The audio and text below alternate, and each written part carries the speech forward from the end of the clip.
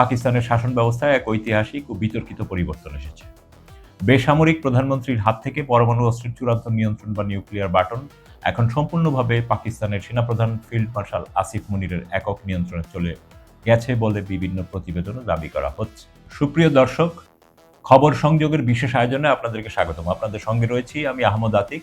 আমাদের অনুষ্ঠানটি আপনারা পৃথিবীর কোন প্রান্ত থেকে দেখছেন কমেন্টে জানান। আমরা আপনার মতামত শুনতে চাই। চলুন তাহলে আজকের অনুষ্ঠান শুরু করি।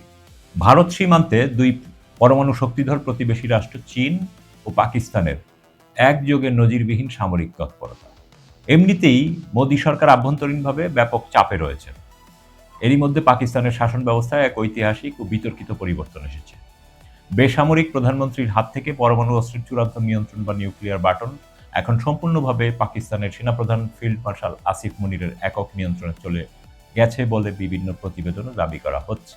পাকিস্তানের সামরিক বাহিনীর এই একচ্ছত্র আধিপত্য ভারতের জাতীয় নিরাপত্তার জন্য নতুন হুমকি তৈরি করছে। অপরদিকে পূর্ব সীমান্তেও স্বস্তিতে নেই ভারত বাহিনী। সম্প্রতি প্রকাশিত বাণিজ্যিক স্যাটেলাইট চিত্রে দেখা গেছে ভারত চীন সীমান্তের লাদাখ ও অরুণাচল প্রদেশ সংলগ্ন এলাকায় তাদের অত্যন্ত শক্তিশালী 11টি পঞ্চম প্রজন্মের J-20 মাইটি ড্রাগন স্টিলথ যুদ্ধবিমান মোতায়েন করেছে। রাডার ফাঁকি দিতে সক্ষম এই যুদ্ধবিমানগুলোর মোকাবেলা করার মতো কোনো পঞ্চম প্রজন্মের ফাইটার জেট বর্তমানে ভারতীয় বিমান বাহিনীর কাছে নেই। চীন ও পাকিস্তানের একই সময়ের সাম্প্রতিক কর্মকাণ্ডগুলো কাকতালীয় নয় বলে প্রতিরক্ষা বিশ্লেষকদের একাংশের মত।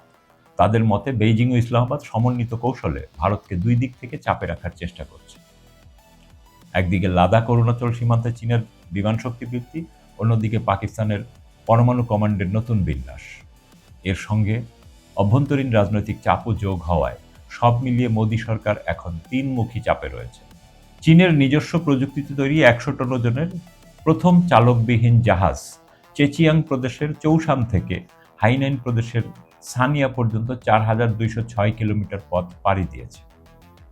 গভীর সমুদ্রে মানবহীন জাহাজের স্বয়ংক্রিয় নেভিগেশনের ক্ষেত্রে এটি একটি নতুন রেকর্ড। একই সঙ্গে অতি দীর্ঘ দূরত্বে চালকবিহীন জাহাজের এটি চীনের প্রথম গভীর সমুদ্র অভিযান, যার ফলে এটি ভারতীয় নৌবাহিনীকেও নতুন করে চাপে ফেলছে। আপনার মতামত কি? কমেন্টে জানান। ভিডিওটি লাইক করুন, শেয়ার করুন এবং চ্যানেলটি সাবস্ক্রাইব করে বেল আইকনে ক্লিক করুন যেন পরবর্তী খবর মিস না হয়। দেখা হবে পরের অনুষ্ঠানে। ততক্ষণ সুস্থ থাকুন, ভালো থাকুন। খোদা হাফেজ।